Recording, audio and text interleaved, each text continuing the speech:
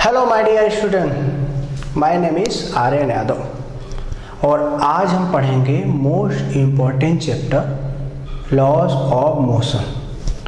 इन 9th standard का science पे first lesson है और बहुत ही इम्पोर्टेंट बेटा।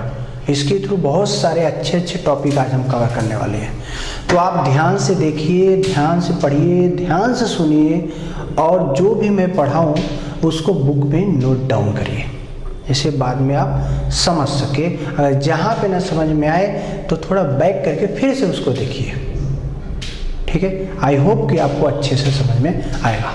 तो चलो लेट्स स्टार्ट। तो फर्स्ट टॉपिक है बेटा आपको मोशन। फर्स्ट टॉपिक हम लोग पढ़ेंगे motion. What is motion? Motion कहते किससे? मोशन है क्या? तो motion is a movement of an object. किसी भी ऑब्जेक्ट का मूव करना, मूवमेंट। मोशन क्या है? मूवमेंट। किसी भी ऑब्जेक्ट का मूव करना ही क्या है बेटा? मोशन। हम लोग क्या लिख सकते हैं मोशन का definition? It is the movement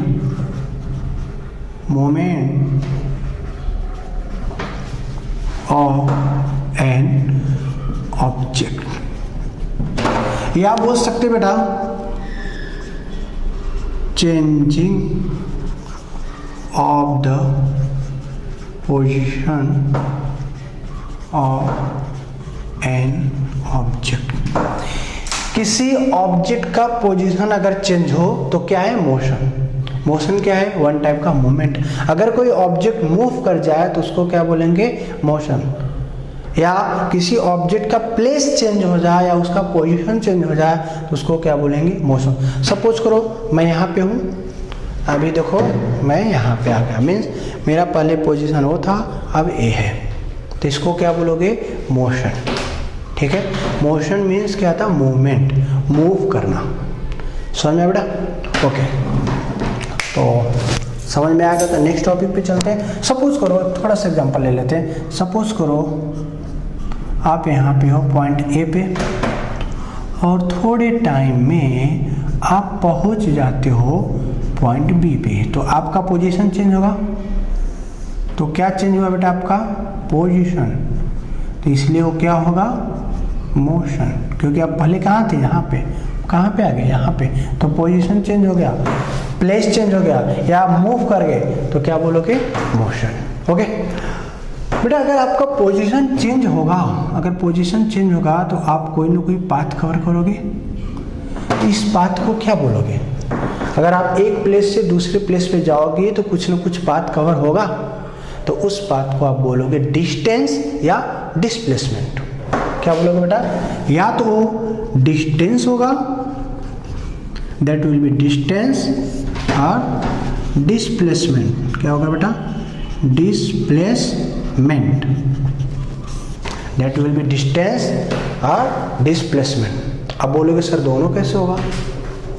very good, दोनों बिल्कुल नहीं होगा। मे भी हो भी सकता है, नहीं भी हो सकता है, बट जब हमें पता हो कि डिस्टेंस क्या होता है, डिस्प्लेसमेंट क्या होता है, तभी बता सकते हैं कि राइट है रॉन्ग, है ना। तो what is distance? Distance is the total path. Distance क्या बेटा? टोटल पाथ या बोले actual path travelled by an object. अगर कोई ऑब्जेक्ट टोटल कितना पाथ ट्रेवल करता है या कितना कवर करता है, वो क्या? डिस्टेंस। सुबह से आप कितना कहाँ कहाँ घूमे, कहाँ कहाँ गए, जो टोटल पाथ आपने कवर किया वो क्या है? डिस्टेंस। समझ में आया? तो क्या बेटा? सपोज करो मैं यहाँ पे हूँ, अब यहाँ से यहाँ पे आ गया तो मैंने कितना मीटर डिस्टेंस ट्रेवल किया हो गया? वो मैं कहीं पे घूमे, यहीं पे घूमता रहूँ, पूरा दिन में ऐसे ही घूमता रहूँ तो भी मैं डिस्टेंस कवर कर रहा हूँ, more to more distance cover कर रहा हूँ।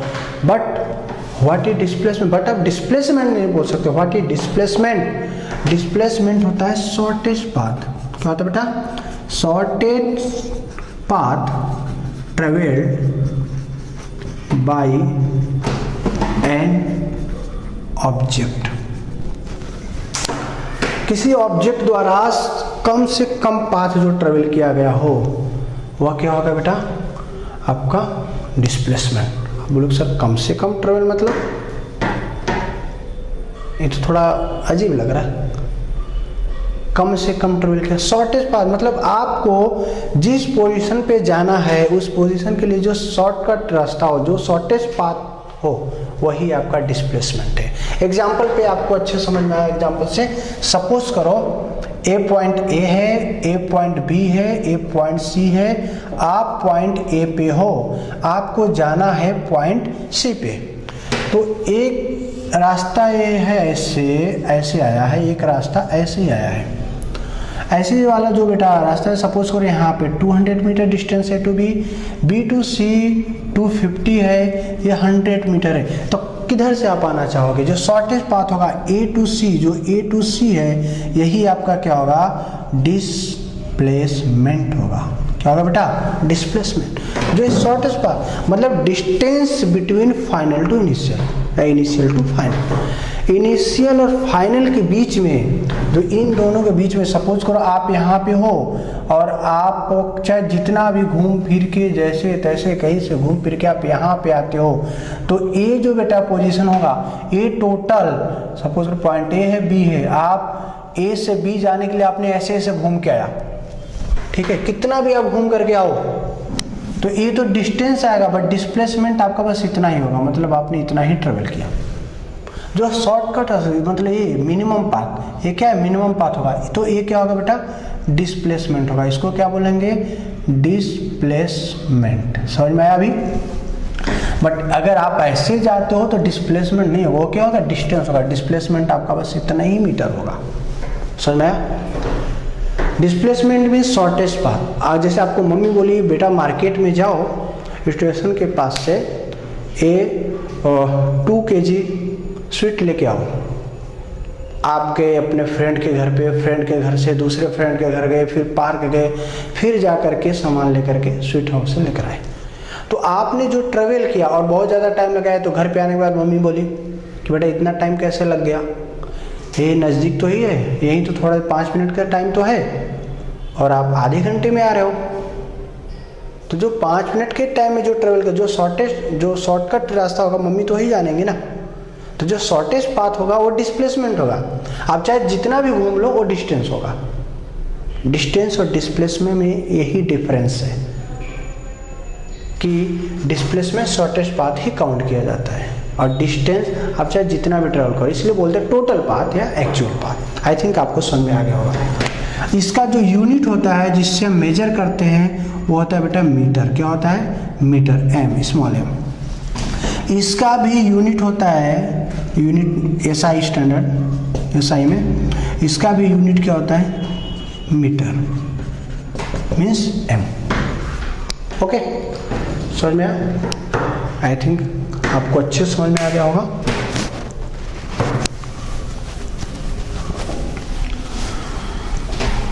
आप पॉज करके आप इसको दोबारा समझ सकते हैं अगर ना समझ में आया हो तो। नेक्स्ट टॉपिक बेटा, अभी हमने आपको ये बनाया था, आपको इससे और समझ में आएगा। अगर ए ने अपना पोजीशन चेंज किया, बी पे पहुंचा, तो उसका मतलब पोजीशन चेंज हुआ। पोजीशन चेंज हुआ तो क्या हुआ, मोशन हुआ। मोशन हुआ मीन्स मोशन किया तो पाथ ट्रेवल किया, पाथ ट्रेवल किया तो डिस्टेंस और डिस्प्लेसमेंट हुआ। अगर पाथ ट्रेवल करेगा तो टाइम लगेगा, अगर टाइम लगेगा तो क्या मिलेगा बेटा, हमको डिस्प्लेसमेंट और डिस्टेंस के साथ साथ हमको स्पीड और उसका वेलोसिटी होगा। किसी न किसी स्पीड से गया होगा, ठीक है। अगर टाइम है तो स्पीड और वेलोसिटी तो काउंट होगा ही काउंट होगा। अब speed, what is speed? Speed distance upon time. It is the ratio of distance and time. And speed is represented by small s, distance represented by d, and time represented by t. What is speed? Speed is the ratio of distance and time. अगर बेटा time को 1 second हम ले लें तो definition क्या बन जाएगा, फॉर्मूले से डेफिनेशन लर्न करना सीखो, रटना नहीं है। हम टाइम को 1 सेकेंड ले लें तो इन 1 सेकेंड, देखो टाइम को 1 सेकेंड, तो in 1 second total distance travelled by an object is known as speed. 1 second में कोई ऑब्जेक्ट कितना डिस्टेंस ट्रेवल करता है वही उसका स्पीड कहलाता है। और speed is represented by small s और इसका यूनिट होता है मीटर पर second. Why? Unit of distance is metre, unit of time is second, so unit क्या होगा मीटर पर सेकेंड। हर एक का आपको फॉर्मूला और यूनिट तो लर्न होना ही चाहिए। ओके, तो यूनिट क्या होगा मीटर पर second. But what is velocity? जो वेलोसिटी होता है बेटा, वेलोसिटी आपका होता है डिस्प्लेसमेंट अपॉन टाइम। क्या होता है? Displacement upon time. Velocity represented by v and displacement represented by capital T, time को t। अच्छा, कहीं के डिस्प्लेसमेंट को स्मॉल s से भी कर सकते हैं, स्मॉल s भी ले सकते हैं, ठीक है, आपके ऊपर। बट यहाँ पे स्पीड को मैंने s लिया है, ठीक है, कैपिटल S, तो आपको कैपिटल स्मॉल में डिफरेंस नहीं लगेगा, इसलिए मैंने कैपिटल D ले लिया।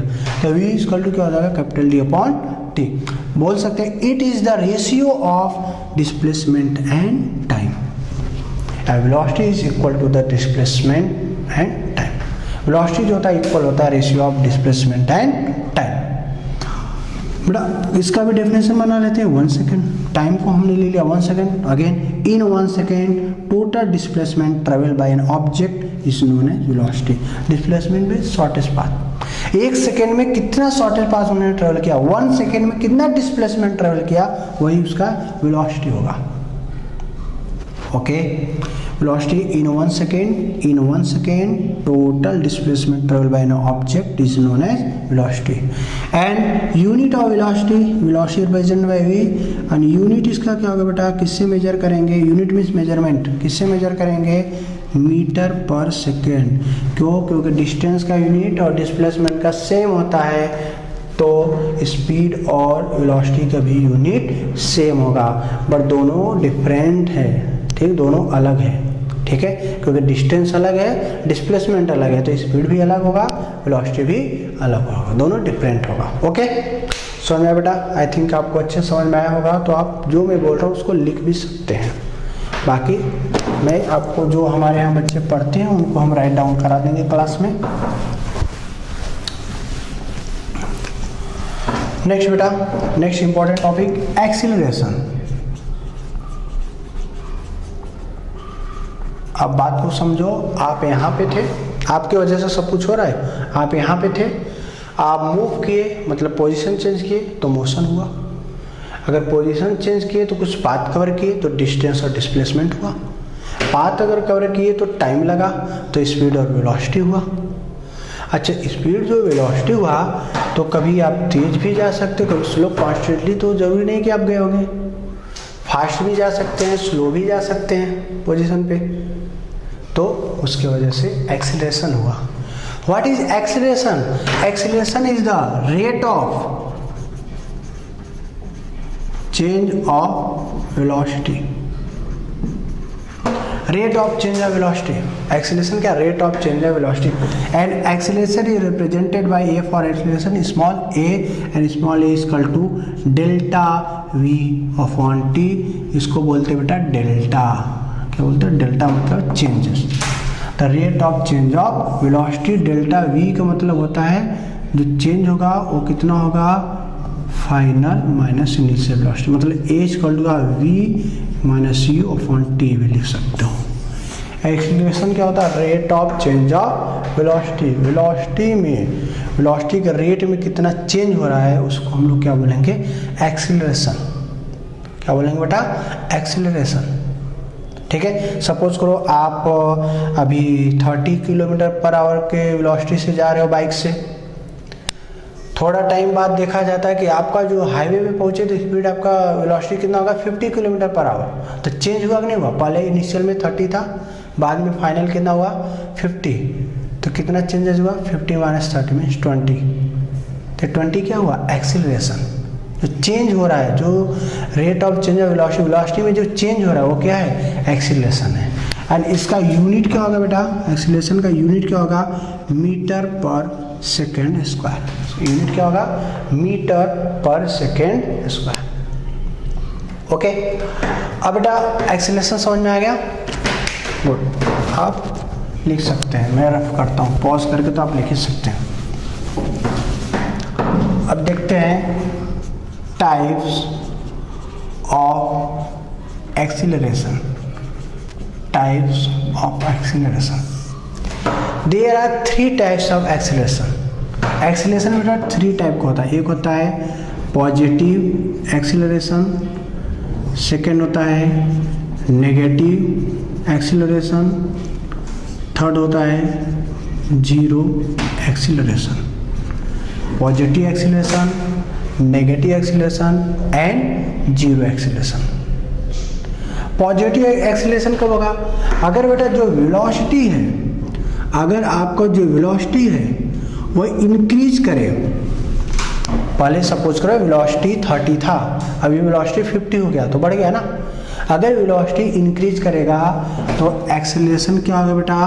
पॉजिटिव एक्सीलरेशन होगा। और कौन सा एक्सीलरेशन होगा? पॉजिटिव एक्सीलरेशन होगा। अगर वेलोसिटी आपका डिक्रीज करे तो कौन सा एक्सीलरेशन होगा? नेगेटिव एक्सीलरेशन होगा। सपोज करो आप 30 के वेलोसिटी से जा रहे थे और थोड़ा टाइम बाद पता चला कि आपका जो वेलोसिटी हुआ 20 का हो गया, आप 20 के वेलोसिटी से जाने लगे। वेलोसिटी मतलब समझ रहे हो ना, डिस्प्लेसमेंट पे जा रहे हो, शॉर्टेज पाथ पे जा रहे हो, ठीक है। तो कितना हो गया बेटा? एक्सीलरेशन क्या हो जाएगा? नेगेटिव। अगर वेलोसिटी इंक्रीज कर रहा है, बढ़ रहा है, तो पॉजिटिव। पॉजिटिव बड़ा होता है तो बढ़ रहा है। अगर वेलोसिटी डिक्रीज कर रहा है, कम हो रहा है, तो नेगेटिव एक्सीलरेशन। वेलोसिटी ना ही इंक्रीज करे ना ही डिक्रीज करे, मतलब जो आपका वेलोसिटी हो कांस्टेंट हो, तो कौन सा एक्सीलरेशन होगा बेटा? Zero acceleration. See for constant velocity. आप 30 से जा रहे थे, 30 से ही गए, तो कौन सा एक्सीलरेशन होगा? Zero acceleration. Types of acceleration, there are 3 types of acceleration. Positive means velocity increase करेगा, नेगेटिव मीन्स वेलोसिटी डिक्रीज करेगा, जीरो मीन्स वेलोसिटी में कोई चेंज नहीं होगा, ना ही इंक्रीज करेगा और ना ही डिक्रीज करेगा। तो इसको क्या बोलेंगे हम लोग? Zero acceleration. ओके।